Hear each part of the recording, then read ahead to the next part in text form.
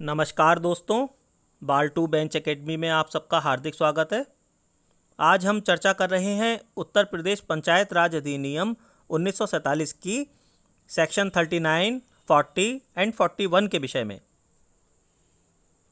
दोस्तों, अगर आप लोगों ने अभी बेयर एक्ट नहीं निकाले हैं तो कृपया बेयर एक्ट निकाल के उसमें धारा 39 निकाल लीजिए। अब हम पहले बेयर एक्ट से सेक्शन को पढ़ेंगे, उसके बाद में उसको समझेंगे। सेक्शन 39 में कह रहे हैं कि न्याय पंचायत के व्यय गांव निधि पर भारित होंगे। Expenses of Nyaya Panchayat to be a charge on gaon fund. इसे पढ़ लेते हैं। न्याय पंचायत के व्यय गांव निधि अथवा सर्किल में समाविष्ट ग्राम पंचायत के गांव निधि या गांव निधियों पर ऐसे अनुपात में भारित होंगे जो नियत प्राधिकारी द्वारा अवधारित किया जाए। तो देखिए दोस्तों, इस उपधारा में आपको केवल इतना ध्यान रखना है कि न्याय पंचायत के व्यय गांव निधि पर भारित होंगे और ऐसे अनुपात में भारित होंगे जो नियत प्राधिकारी द्वारा अवधारित किया जाए। The expenses of Nyaya Panchayat shall be charged to the gaon fund and in such proportion as may be determined by the prescribed authority. इतनी बात अगर आप याद करके लिख लेते हैं तो इतना पर्याप्त है। आगे आते हैं उपधारा 2 पर। इसमें कह रहे हैं कि इस अधिनियम के अधीन विचारणीय बाद में न्यायालय फीस और जुर्माने के रूप में वसूल की गई समस्त धनराशियां राज्य सरकार के खाते में जमा की जाएंगी। यानी कि जो भी कोर्ट फीस या कोई भी जुर्माना वसूल किया गया है तो वो सारी धनराशि राज्य सरकार के खाते में जमा की जाएगी। किंतु राज्य सरकार इस प्रकार वसूल की गई धनराशि में से संबंधित ग्राम पंचायत को अनुदान के रूप में 50% से अनधिक ऐसे अंश जिसे वह निश्चित करे का भुगतान न्याय पंचायत के व्यय को पूरा करने के लिए करेगी। मतलब जो राज्य सरकार जो इस प्रकार वसूल करेगी पैसा, उसमें से 50% से अनधिक, यानी कि 50% से अधिक नहीं तो 50% से अनधिक ऐसा अमाउंट जो वो निश्चित करे न्याय पंचायत के व्ययों को पूरा करने के लिए करेगी।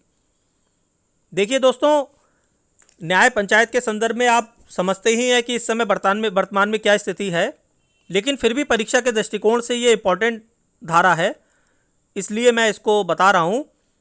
आप इसे बिल्कुल छोड़ें भी नहीं, कृपया करके इसे अपने दिमाग में रखें। आगे धारा 40 पर आ जाते हैं। धारा 40 में लेखा परीक्षा यानी कि ऑडिट के बारे में प्रावधान किया गया है। ऑडिट आप जानते ही हैं कि क्या होता है। किसी भी फर्म के, कंपनी के, किसी भी सरकारी विभाग के जो खाते होते हैं, अकाउंट्स, उनका एक वार्षिक ऑडिट होता है। मतलब उन खातों की जांच होती है अकाउंट्स की, उसे ऑडिट कहते हैं। ये ऑडिट जो है वैसे तो चार्टर्ड अकाउंटेंट करते हैं, लेकिन कुछ सरकारी ऑडिटर होते हैं वो लोग करते हैं। तो इसमें हम पढ़ लेते हैं।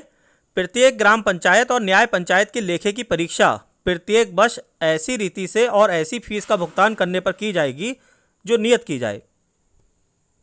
यानी कि ग्राम पंचायत के और न्याय पंचायत के जो अकाउंट्स हैं उनका ऑडिट किया जाएगा, और ऑडिट होता है हर साल, ठीक है। और उसके लिए फीस का भुगतान किया जाएगा। जो ऑडिटर होगा उसे फीस दी जाएगी, ठीक है। और फीस कितनी दी जाएगी? जितनी डिसाइड की जाए उस समय। आगे आ जाते हैं धारा 41 पर। धारा 41 में ग्राम पंचायत के बजट का प्रावधान किया गया है। Budget of gram panchayat. प्रत्येक ग्राम पंचायत ऐसी अवधि के भीतर और ऐसी रीति से जैसे नियत की जाए आगामी 1 अप्रैल से प्रारंभ होने वाले वित्तीय वर्ष के लिए ग्राम पंचायत की अनुमानित प्राप्तियों और व्यय का विवरण तैयार करेगी, जो कि ग्राम पंचायत द्वारा उसकी बैठक में उपस्थित और मत देने वाले सदस्यों की साधारण बहुमत से पारित किया जाएगा। और ऐसी बैठक के लिए गणपूर्ति ग्राम पंचायत के सदस्यों की कुल संख्या के आधे से अधिक होगी।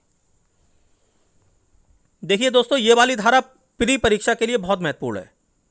इसमें 3 पॉइंट्स दिए हुए हैं। जो बजट है, बजट आप समझते हैं क्या होता है? बजट क्या होता है?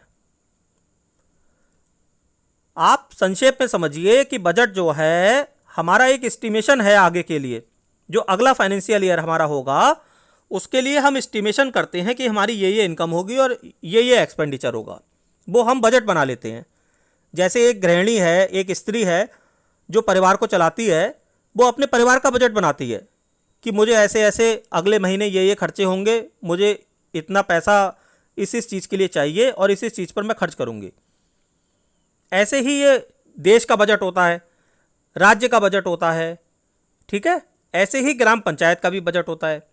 तो वो बजट क्या होगा, 1 अप्रैल से शुरू होगा। फाइनेंशियल ईयर कब से शुरू होता है, वित्तीय वर्ष 1 अप्रैल से। तो 1 अप्रैल से जो फाइनेंशियल ईयर शुरू होगा उसमें ग्राम पंचायत की जो एस्टिमेटेड इनकम्स हैं और जो उसका एक्सपेंडिचर है एस्टिमेटेड, उसका एक स्टेटमेंट तैयार किया जाएगा। यानी कि ग्राम पंचायत एक स्टेटमेंट तैयार करेगी कि मेरी एस्टिमेटेड ये इनकम होंगी और एस्टिमेटेड ये एक्सपेंडिचर होंगे, ठीक है। जो ग्राम पंचायत के उपस्थित और मत देने वाले सदस्यों की साधारण बहुमत से तो पारित कर दिया जाएगा, और जो मीटिंग होगी तो मीटिंग में कोरम जो है गणपूर्ति वो कुल संख्या के आधे से अधिक होगी। समझ रहे हैं आप। तो इसमें जो ये धारा 39, 40 और 41 है, इसमें 39 में तो ये कहा गया कि जो न्याय पंचायत है उसके एक्सपेंसेस गांव निधि पर भारित होंगे, यानी कि गांव निधि से पूरे किए जाएंगे। 40 में ऑडिट की बात की गई कि हर ग्राम पंचायत और हर न्याय पंचायत के अकाउंट्स का ऑडिट होगा हर साल। और 41 में ग्राम पंचायत के बजट का प्रावधान किया गया कि जो आगामी 1 अप्रैल से प्रारंभ होने वाला फाइनेंशियल ईयर है उसके लिए ग्राम पंचायत अपना बजट तैयार करेगी। बजट में क्या होगा, जो अनुमानित प्राप्तियां और व्यय हैं, अनुमानित लगा हुआ है। एक तो होती हैं प्राप्तियां और व्यय कि हमें इतना अमाउंट प्राप्त हो गया और इतना खर्च हो गया। इसमें प्राप्त और व्यय अभी नहीं हुआ है, अनुमान किया जा रहा है कि हमें इतनी प्राप्ति होगी, अनुमान किया जा रहा है कि हमारा इतना व्यय होगा। तो ऐसा एक विवरण तैयार करेगी ग्राम पंचायत, जो कि साधारण बहुमत से पारित किया जाएगा, और उस बैठक के लिए गणपूर्ति ग्राम पंचायत के सदस्यों की कुल संख्या के आधे से अधिक होगी, यानी कि 1/2 से ज्यादा हो, ठीक है। तो मैं आशा करता हूं कि आपको मेरा आज का प्रयास अच्छा लगा होगा। अगर मेरा वीडियो आपको अच्छा लगा हो तो कृपया मेरे वीडियो को लाइक करें और चैनल को सब्सक्राइब करें। धन्यवाद।